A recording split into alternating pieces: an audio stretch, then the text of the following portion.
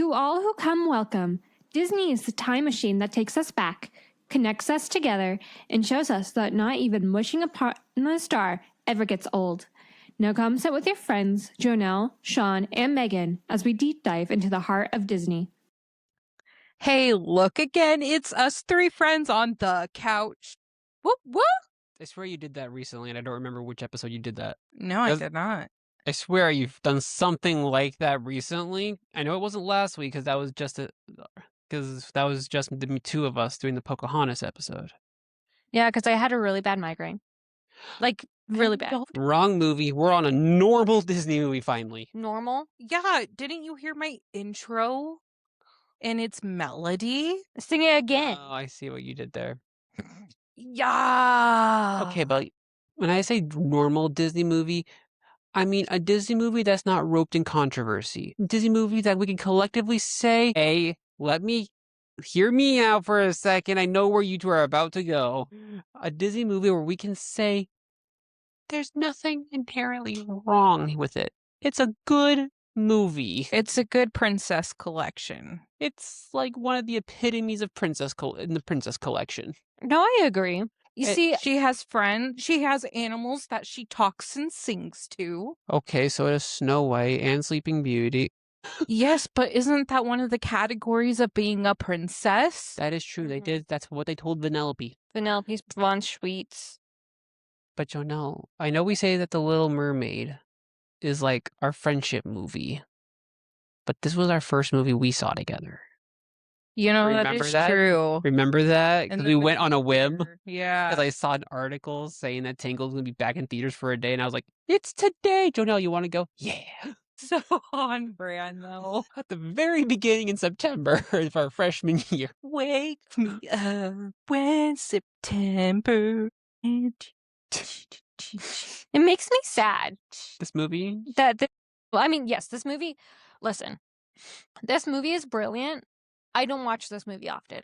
Have we said that it's Tangled yet? It's Tangled! If you can't tell by our props of a Friday. Flynn Rider, if he is human, he'd be hot. Okay, listen. And if you're lucky, he'd be gay. Listen. You want to know why he's so attractive? I don't know if this is just a rumor. Or no, it's real. It's real. It's real. Well, basically, the staff went up to like all the girls in the Disney office and was like, okay, what do you think is most attractive about what do you find most attractive in men? And so they took all of that and put it into Flynn Rider. Like they literally took pieces that literally make Flynn Rider like the most irresistible, perfect guy. Well, they did a pretty good job at it. I mean, there's still some flaw qualities that, comes with every said character. But besides, he rises above them. Does he? Yes. He has very much steal from the rich and give to the poor. He doesn't do that. That's Robin Hood. Yes, but they definitely... I feel like Flynn gets put into a Robin Hood type figure because of this movie. I need you to tell me more because I have not seen nor heard this. I'm curious. All right. In the beginning, Flynn is a criminal. And so was Aladdin. He's dangerous. He's mysterious. Everything that a girl loves, they love a bad boy, apparently. Do you love a bad boy? I've dated them. I'm going to say, don't ask her that. She's dated a lot of them. Man. I've dated way too many of them. Sean, what's the baddest thing you've ever done? Get back to me. I was going to... Not to the degrees of what I've done. That was the point. My version of a bad boy. I'm such a bad boy. I go to Disney without a fast pass. I want to drown myself now. But I couldn't help it. So there's Flynn. He's essentially, we know he's stolen the crown and he has his accomplices with him. His accomplices, I think, are definitely more in it to actually get the crown for its money and value rather than Flynn.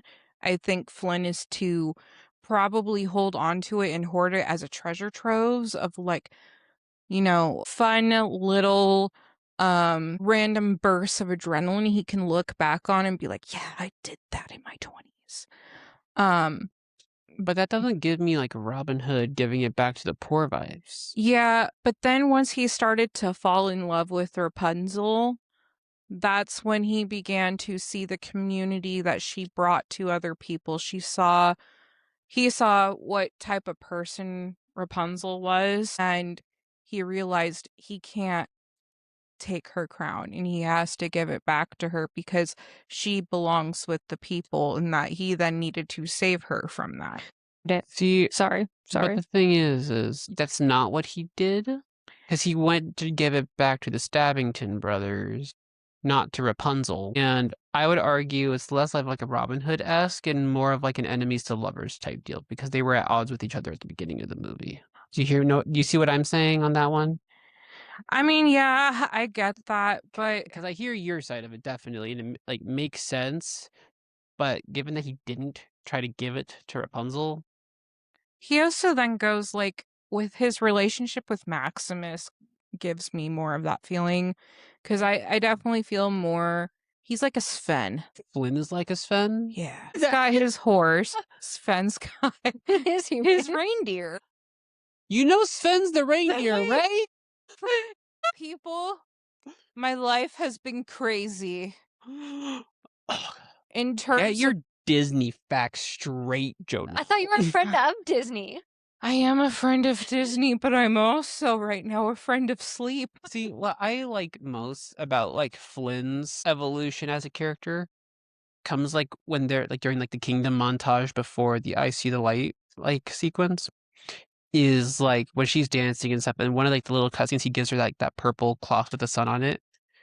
And like I remember seeing this post like they called it out because it was like he's a thief and he bought her something. Like that, like it's such a big deal. And he It's also so bought precious. He also bought Maximus apples. Most of them. Most of them. Oh my gosh. The comedy bits of this movie are so on point. Why don't you get me one of these? I didn't realize how I have a dream. I have a dream. I didn't realize how much of this movie, like, I knew by heart, or like just like, or how charming it really is. Like the I Have a Dream song, I remember listening to it a lot, but like rewatching it, I'm like, oh my gosh, no, it's actually like super charming. And it's just fun. Mhm. I think what I love about this movie is like it's funny, it's beautiful, but like the way like the different parts of it blend so well together. Like, yes, it's extremely comedic, but it's also extremely dramatic and super romantic, but it all fits. I think why it fits so well is it's simple. Okay, so this movie, I like it, but there's also a part of me where I can't think too much when I'm watching this movie, and it has to stay playful, because if I think too much on actual Mother Gothel and everything like that, I then face my own trauma. And I'm like, That's the reason I don't watch Tangled. For those of you who are like, what the heck is she talking about? Mother Gothel, I mean, is awful, but like, is she really that bad? The answer is yes. What is she? if there She's the master gaslighter. That's it. I was like, She gaslights Rapunzel non-stop.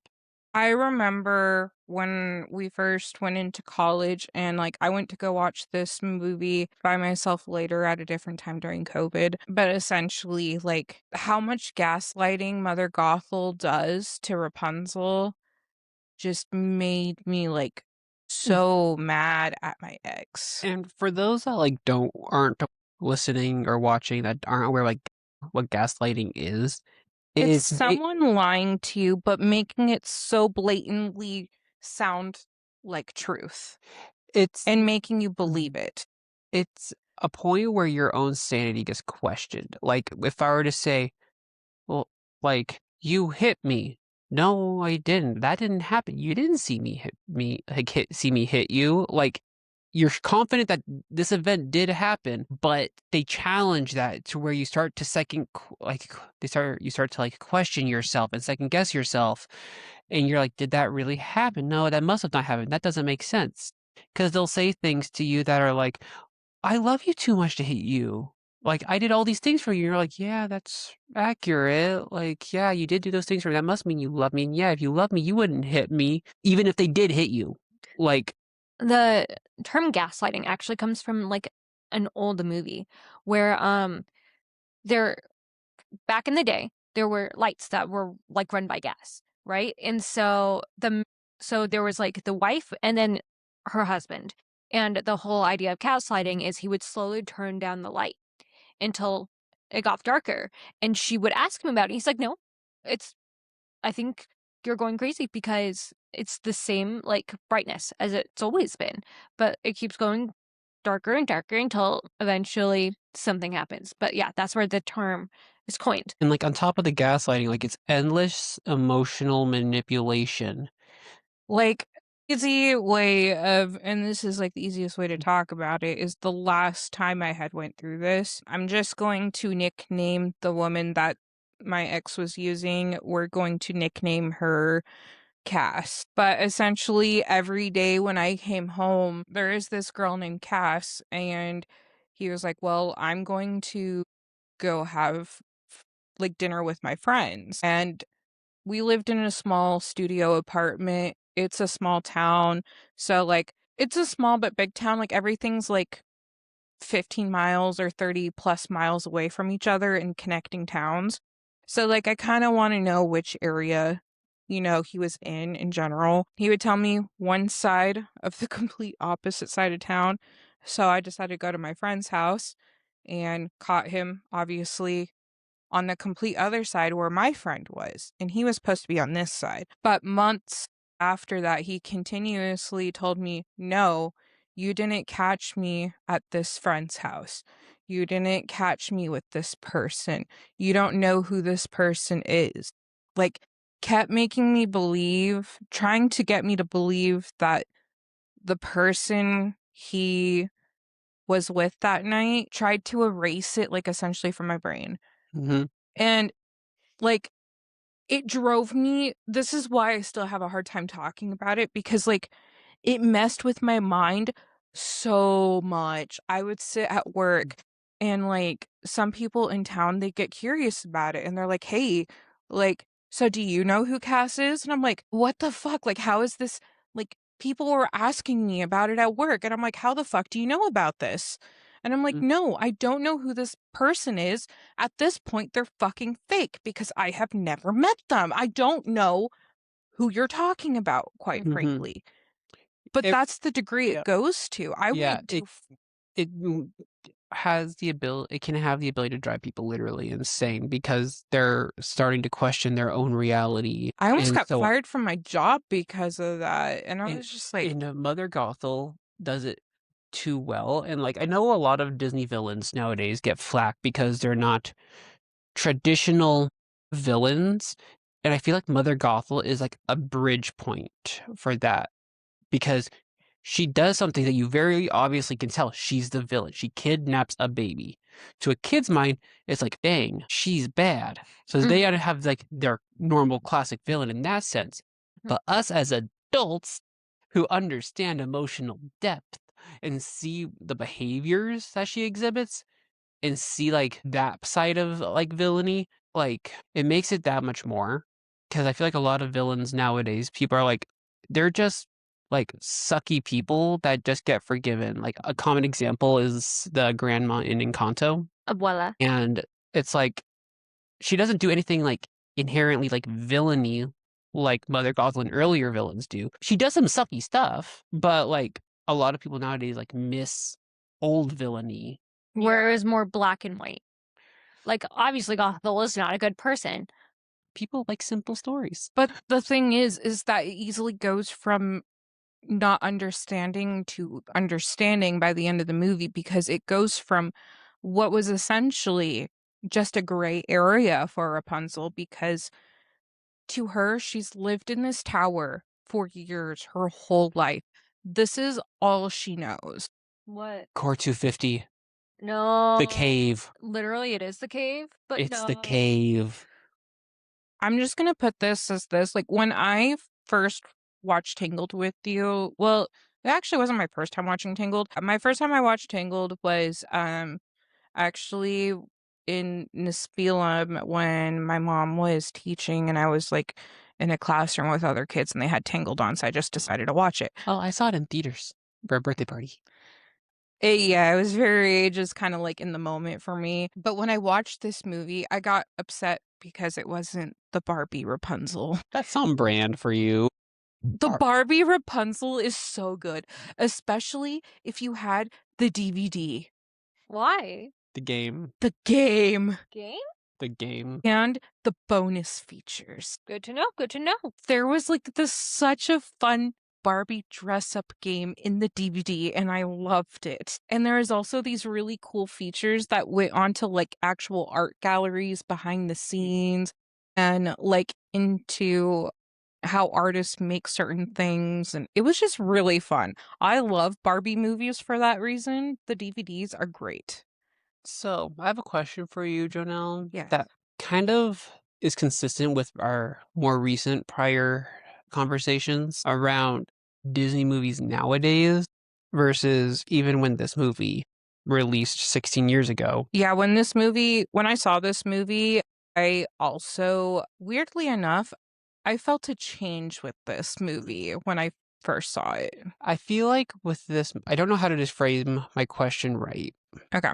but I'll just explain where my thoughts are going. I think you'll see where I'm getting at. Because when I look at current movies that are this type of animation, 3D computer generated animation, nowadays it's all that. Like you can tell it's all animated. It's very like cartoony. You can just tell. So, But with this movie, it doesn't feel that way. yeah, well, and the reason it doesn't feel that way, and it's because there's literally episodes about how this movie was made, and it's because this was the beginning of that type of work coming into place, so they were playing around with it. But they also had more mobility with her hair, and so they really wanted to play with it and see what her hair could do. Well, her hair is one aspect of this movie because it took so long to produce this movie because of her hair, to where they actually had to create like new software to deal with her hair. But what I'm getting at is like, Can you imagine that? A whole Like- software for your hair? like Dang. they ran into so many issues and they had to individually manage every strand of hair. It reminds me of like I can't remember. There was a very famous Imagineer who was working on the 101 Dalmatians, Hmm. and that person's job was to make sure that the spots stayed on like the Dalmatians. So like if the Dalmatian were to move, they had to make sure that spot stayed on the same part of the Dalmatian. So if it was like on the left shoulder, They like had to ensure that it stayed it- on the left shoulder. Like imagine the dog running around in a circle. You would have to make sure that spot stayed consistent. For all 101 Dalmatians. And that was his job. He didn't have to draw any dogs. He just had to make sure that the spots stayed the same. And he was That like, sounds awful. that was the worst gig I was ever given because I went insane. And that's what I think about when I think about Rapunzel's hair. I'm like, oh my gosh, imagine. Imagine a full thing of spaghetti noodles. You know, that's the whole reason they did the whole flower chain and the hair thing, because they were like, I can't with this. Someone came into like the writing room and was like, listen, what if we braid it so we don't have to deal with it? That moment you realize there's no girls animating this movie. But like with this movie, when I say it feels different, it's better in every way. I don't mean with how they're able to incorporate her hair. I mean environmentally. It looks better. Like, yes, you can obviously tell the characters are animated, but there's this seamlessness with the background that enhances it. The background doesn't necessarily look 100% completely animated and cartoony. I'm pretty sure that's because they still had to do physical drawings back then, too. I love how you say back then to 2010 when this movie released. I was like also talking to Sean about it, and it was like, well, you kind of have to make the backgrounds simple Yeah. if you want to contrast like the 3D animation. So like when we were talking about it, it was like the scene where like they were in like that canyon. In the cave, in the canyon, yeah. Yeah. And I was like, well, if you look at it, it's like rocks, which is like all the same texture, right? And then like the cave is dark. but it at the same time looked realistic is But it the looked thing. realistic, but I was talking to him, like, about, like, I don't know, like, okay, so in Moana is, like, what is it called? Like, The Sea Cave of Monsters. Sea of Monsters. the Sea of Monsters, and when she jumps down, I always like where Moana is in that, because it's so detailed and extra, and so I think that part of why it's harder to, like, animate is, like, you want to have, like, this as someone who is not an animator whatsoever and can barely draw a stick figure, is, like, how detailed do you make your environment so that way it's, like, pretty to look at, but also, like, not a character in itself. I also characterized it piggyback off of her a little bit when we were talking, like, when you think about 2D and how they made 2D animation, it was like you had to paint the background, and then you had one layer of stuff, and then another layer, and you had to build up the layers. So when you looked at it, you had the background, everything on top, and there was still that depth. I feel like with this movie, they accomplished that depth component so well, especially in the canyon scene where you can like see the environment was the environment and they were moving across it. Like they were the forefront, background was the background, and it still looked amazing. And they had that depth between them. I feel like with a lot of newer 3D animated movies, Moana comes to mind. It's like they're taking away the depth and trying to put everything on the front Yeah. to where the That's background because is right people up have front. no attention span. I don't think that's an attention span thing because that doesn't make sense to be like in terms of paying attention to stuff.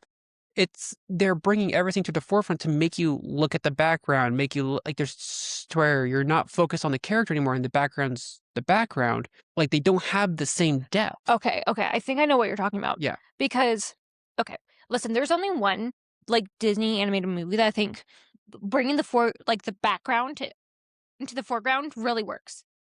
Besides, like, when Gale is participating in Frozen 2, and that's Encanto.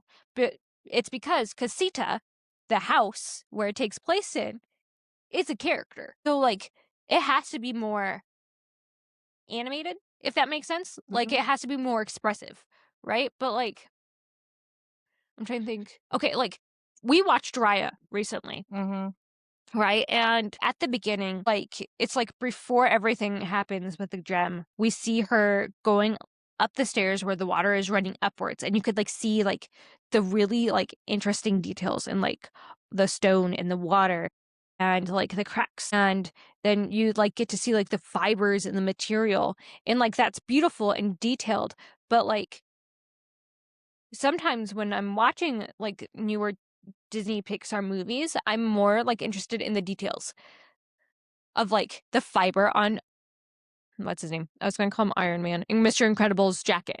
Or, like, just, like, it I think another way to put it, to like help clear it up, is like that scene where they come out of the river Yeah. and stuff. You can see that visible depth behind them of like there's the forest, you can still see the water running, it's there and stuff. It looks pretty realistic. The water looks amazing. It enhances the scene. Your focus is still on the characters. If we saw something like that today, it wouldn't have that same depth quality to it to enhance it. It would just feel more loud and in your face. I feel like they're making everything much more vibrant and in your face.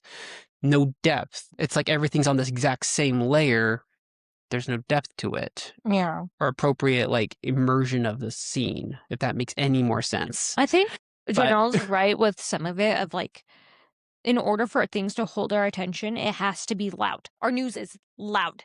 Our music is, like, if you listen to music, it's loud and in your face. There's not really, like, any, like, soft ballads that are, like, topping the charts, right? But, like, even, like, Social media. is loud. Most of the things in our culture is loud. And so when watching Disney movies, sometimes it feels like they want to incorporate, like, that loud feeling. And It sometimes comes off as unsettling. okay, hear me out. Yes. Especially, I want to say, like, the difference between Incredibles 1 and Incredibles 2. Like, Incredibles 2 has a lot of, like, screens and a lot of, like, when the Incredibles are just in their family home. They're like in like neutral tones, right? Because like this is like where they're supposed to be like the most grounded, but it's also when they're supposed to be the most real. Elastigirl wears like a white blouse to work, and then when we get to the island or to like, that's when they get like the reds and the blacks, and that's when they start becoming more vibrant. During like, Well, even in the first one, Yeah. when Mr. Incredible was driving his car, it was a very tiny, normal car. Even though he was so big, he did not fit into it. mhm. But like his office, he had Mhm. the same gray cubicle I do, basically. As everyone was else, literally being told to fit with inside a box. but like in Incredibles too, like they're like they're all out in costume, and like I remember like when Violet goes on her date, she's wearing like literally a violet top. Mhm. Like it's already like more colorful without even having to like go into being the superheroes. I just feel like, yeah. I saw a post recently about Tangled that made me sad. I told Megan about it. Tangled was the last Disney princess romance, and we didn't even know it. We haven't had a romantic Disney princess movie since Tangled. That is a good point, because Yeah. Moana and Maui are not a thing. Frozen, yes. Elsa, Anna and Kristoff, Yeah. like, become a thing, but they are not, like, But- their romance is not the forefront of it. It's not a romance movie between Anna and Kristoff. It's a sister love movie between Elsa and Anna. Raya is definitely not a romance movie, although, yes. But, like, this was the last Disney princess romance movie, and we didn't even know it. I mean, there's always another one in the future, which means AKA Disney, listen it. up. Do it. I feel like Disney, listen up. Stop trying to hit our nostalgia and just make us mad with something new. Something we've never seen before. Something that will blow our socks off and we will Give us love. give us life. We want romance. okay, wait. You and I were having a conversation the other day. Yes. We have a lot of conversations. We're That's married. okay. fun I fact. have a lot of conversations with a million people. Yes, but like, okay, Sean and I have been binging Zoe 101 recently. Yes. And Sean and I tried to watch a lot of TV shows, right? We tried to find things that we like to watch together. And I'm going to say 90% of the time, it's something that was made in the past. And it's not because we don't like, or like, I don't like, it's not because we don't want to try new things. Because It's- we don't have cable. But it's also because when we tried to remember that like one show we were trying to watch about like the witches. No. It was the English one where they were like British and then they had to go back in time. Yeah. That one. Yeah. I can't remember the name. It was on Netflix. Great show though. It was a great show, but what? No. No, okay. We'll figure it There out. was also like a vampire in it. It was complicated. And what ended up happening was that show was so overly complicated that we literally lost the plot of like what was happening in it. And Sean and I were talking about what makes a good show to watch. And what it really boiled down to is the humanity of it. Zoe 101, by premise, is a really bad show. Like, it's really boring. It's about a group of teenagers doing teenager things that tend to be more PG than not. Like, they don't curse. They don't experiment with, like, anything crazy. So it was like my version of a high school experience. But like at the end of the day, what really makes the show is the like interpersonal relationships between the characters. And we talked about how like Friends is something that I heard about a ton of high school, like the TV show Friends. And what makes that show super fantastic? The interpersonal relationships between the characters. If you How I Met watch Your New Mother. Girl, Interpersonal relationships between the characters. But the thing is that like another show that like we grew up relatively liking for the most part was Victorious. Aired shortly after Zoe 101 ended. But the problem we run into with that show is that not every character can go well with another character. Like they're more split up into pairs than anything else. But with Zoe 101, no matter who the characters are interacting with, There's a dynamic. There's like such a good dynamic, even if it's like a little bit of butting heads, like Zoe and Logan typically. But it's also just simple. It's simple friendship dynamics. The stuff that happens is not wildly out of norm. it's so relatable to where you're like, there's no way you can't not have that experience. I think that's what like old Disney is really known for. And what I mean by old Disney is like when they were telling simpler stories, right? When like Mm. When everyone, they weren't trying to add every single little detail of every little thing into the movie in 90 minutes and then bam. yeah, I feel like that's what went. And then create a sequel of 1, 2, 3, 4, and then a new movie to then license and sell that character for 1, 2, 3, and 4. I think that's also what works well about Bluey too. Interpersonal relationship So- between the characters. And I think that's what falls short with the movies we have problems with. Like I can totally say for Snow White. What falls wrong with that movie besides the really bad acting, really bad script? The characters don't work. The characters don't work well together. What about But like, yeah. along with that, in my years, like going to like when out being in band, and I know Jonelle, you'll like understand this a little bit. Music and storytelling in general is good at evoking an emotion from us. If it's good music, good storytelling, it evokes a response from you. Typically a more positive one, because negative reactions are negative reactions. But with the older movies, something they also did well is that they were able to connect to our hearts. Like, you can't not look at Rapunzel and Flynn and not adore their growth together and how absolutely heart-wrenching that I See the Light scene is. It's so good, and all older Disney movies do that, where it's like you hear these classic Disney songs that everyone knows and loves, and it brings you in. Right.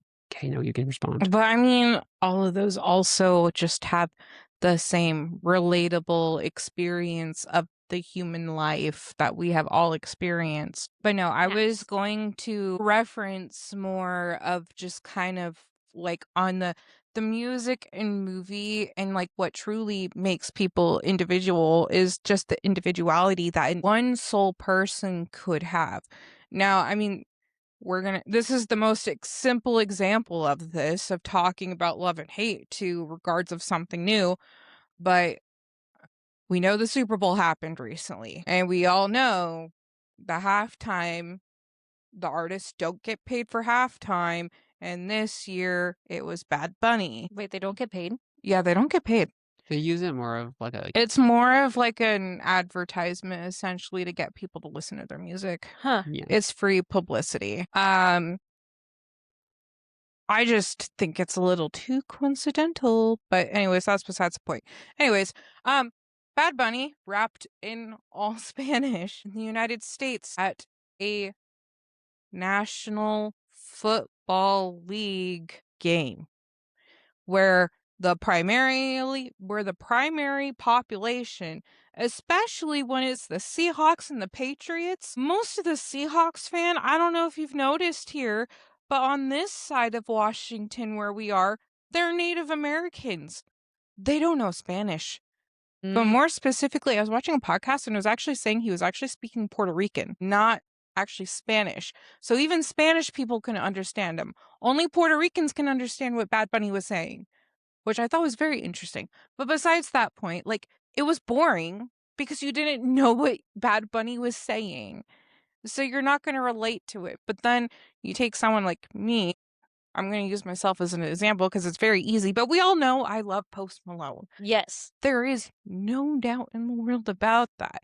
But, people ask me all the time, why do I love Post Malone so much? And it's the simple factor of he has dealt with the same emotions in similar life situations I have. He's gone through the same stress I have, and he still made it through. It's generally like that little guide of hope. It's that something that pushes you. But like, Don't cry. and with I'm that, fine. I'm I- just tired. Do I look like I'm gonna? I think it's because like the ring light is just like where your eyes are like naturally like Oh. watery, so it looks like you're about to cry from where I'm sitting. Oh God, if anything, I feel so sorry too, because like at the same time, I don't mean to sound randomly angry. I feel so bad about this too, because me and my boyfriend, when we were having dinner before the podcast tonight, I got upset because I had to take the dog outside to go to the bathroom. So I threw an adult temper tantrum. been there. It happens to the best of us. The thing is, adults have temper tantrums. It just looks different than when kids have temper tantrums. Mine is I gotta be back up at 3 a.m. to go back into the office. Well, most of them just come out as like Karens. Yeah. When you really think about it, what Karen behavior is just temper tantrum. Anyways, Which is really a conversation we should be having. Because, I mean, in general, when you reach a point to where you are bothered or angered, you are at a point where you are at conflict and you should either face the problem or avoid the problem. I thought you were saying for like right now. I'm like, why do we have to have this conversation? Yes, Sean, we need to go at it right now. Guys, we're not in a fight. We're good. Good. No. Just wanted to do that all for comedic effect. Yes. I'm practicing my acting skills. Let me know how I'm doing. In the comments below. But on your point about like why you love Post Malone and how like no one was able to like a lot of people were not able to like relate to Bad Bunny's performance. I think that's part of what makes Disney so special is that their older movies are so simple. There's a universality to them. Like, we all have gotten pricked by a spinning wheel and like cursed to sleep for 100 years until our true love wakes us up, obviously. Well, like the most common like identifier on all of them like, is like love of some kind, and they have expanded on that idea more recently. But like a common like thing people will say is like love is like one universal part of like being human is like the idea of love, whether that's to a partner, to a friend, to a family member, and so on. So I feel like even though a lot of Disney has focused on the romantic aspects of love for so long, which get so cute and timeless, it's not even funny. But like even like little pockets of it where it's like trying to think of a good one. I'll say Belle. I'll use Belle as an example. The scene where she's like cleaning his arm and he's like, ow, that hurt. Well, I told you not to move. Like that little bit of bickering. Everyone's had a fight like that. That's me and my boyfriend every day. And then I say, like, we have fights every day. And people are just like, oh my God, like, are you guys okay? And I'm like, yeah, no. And like, I straight up just tell them the conversation. And they're like, those are your guys' fights? And I'm like, yeah. And I'm like, they feel like big deals to me. And I always have a tantrum. Oh my gosh. Those are like the conversations I have with like the kids at my work. Hold still. No. Well, if you didn't thrash your body, then you might have bonked your head on the shelf. But then it's just like the true question always comes down to the underlying issue, which is why Disney's original stories did so well. And it's because these stories were also from old ass stories that tell a simple story of everything humans go through. Okay. Hold on. Let me nerd out just a little bit. Okay, hold on. It doesn't matter like if there's nymphs or anything like that. It just matters on the story. Go. Okay, so I learned the other day that there's a fairy tale index. And so like you have like themes that pop up, such as like stepmothers, and then like indentured servants, and like there's like a Cinderella trope, which we all know because like the Cinderella story is like in how many different movies? It's so overdone. It's so overdone, but like apparently even before the Cinderella movie trope, there was like this like archive of like fairy tales that like have stuff that we don't even know about. Like there is a like reoccurring fable about like a young girl who loses her arm, and like how that's supposed to be like a symbol of hope, if I remember correctly. And I think it's really interesting that Janelle brings up that, and that's why they still stick with us, because they are part of like the human experience. Like even if you don't fall in love or you don't have any romantic attraction to someone, you know someone who does. You were created by someone who had some attraction to someone else. To make you. Yes. To make you. The birds and the bees. Right. And if like you don't have like a family unit, you know someone who loves someone else platonically, romantically, family. Yeah. Or in Flynn's case and Maximus's case, siblingy with how they act. Yeah. I love how in these movies, especially like old Disney movies, you see other pockets of love.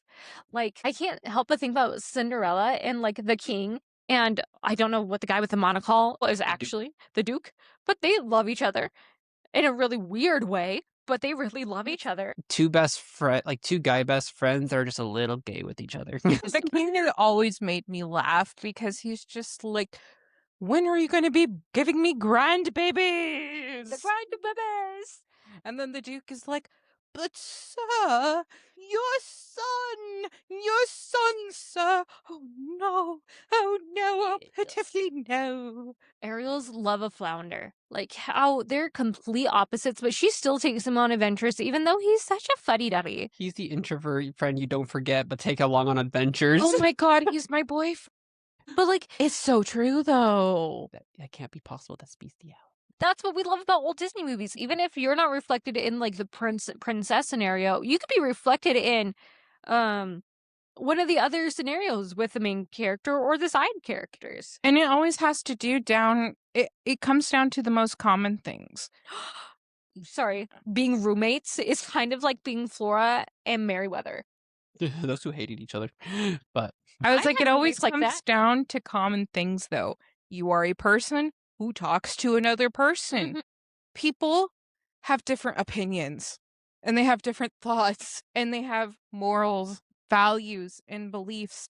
And they want to hold those while accepting and approving their friends. And so sometimes it's really hard to talk about because you don't want to hurt their feelings, but sometimes you just lay it out there and then nothing happens because you just lay it out there. to bring us back to like more of like the details of the movie, I'll give you guys an option of what you want to answer. What is your what is your favorite character slash song slash scene of the movie? One of those three. Maximus. I love Pascal if we're going off of characters. I love Pascal. He's like Underrated. sassy. And underrated because he doesn't Underrated, talk. but Maximus sassy. is the golden retriever. True. I don't think Maximus is necessarily a golden retriever as he is a German shepherd. He definitely Yeah. has dog energy. He has dog energy, but golden retriever is like, I love you.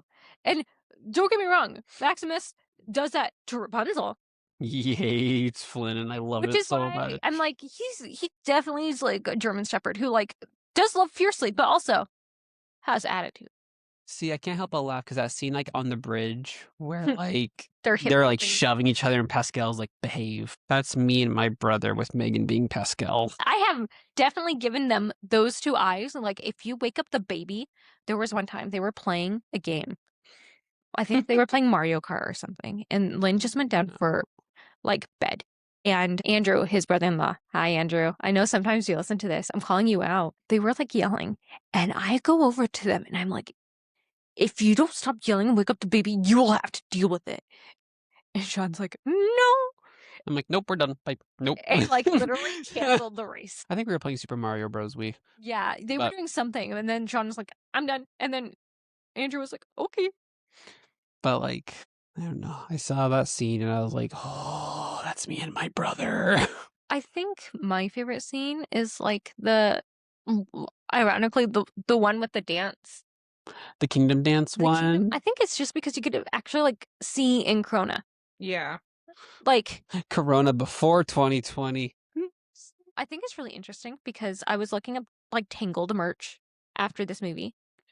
Also, watching it. I love Disney's enchanted tangle rings. Oh my gosh, Yes, yes. the Tangled ones are gorgeous. The Tangled and Belle are the best ring collections.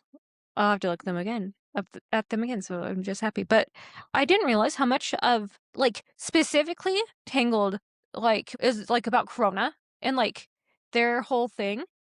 Because if I think about like other Disney princesses, I don't think of their kingdoms. Like Mhm. I know like technically like New Orleans is for Tiana, but if you were like to be like, hey Megan, where's Snow White from? I don't know. It's Aurora? The only other kingdoms we really know of are Agrabah, Atlantica, and New Orleans. But that's pretty much all we know.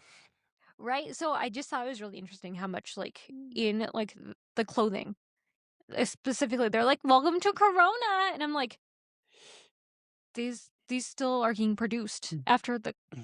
Okay, sure. After the pandemic. See, like if I had to go down like my favorite scene, it's the sequence like leading like the instrumental sequence right before I See the Light, like when like the lanterns are being lit, and then like the actual I See the Light song, because there's a certain details of it that just tug at your heart that I pointed out to Megan and she wanted to sob, like the King and Queen's lantern.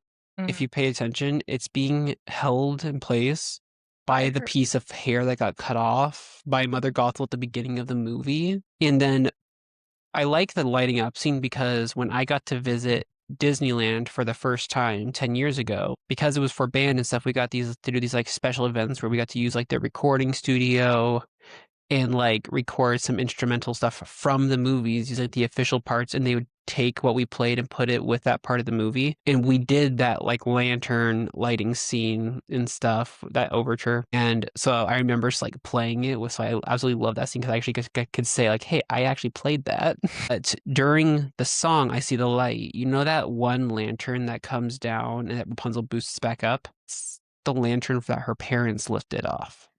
Which is precious because if you think about it, like story-wise, like the whole reason they continued that tradition was in hopes that like their daughter will see the lanterns and it'll like bring her home.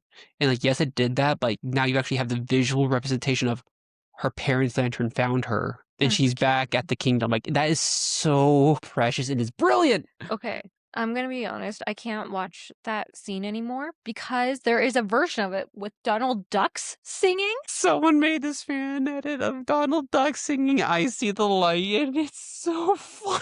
And it's so bad that like whenever I watch When I See the Light, I start expecting Donald Duck to start singing. And it does not sound good, by the way.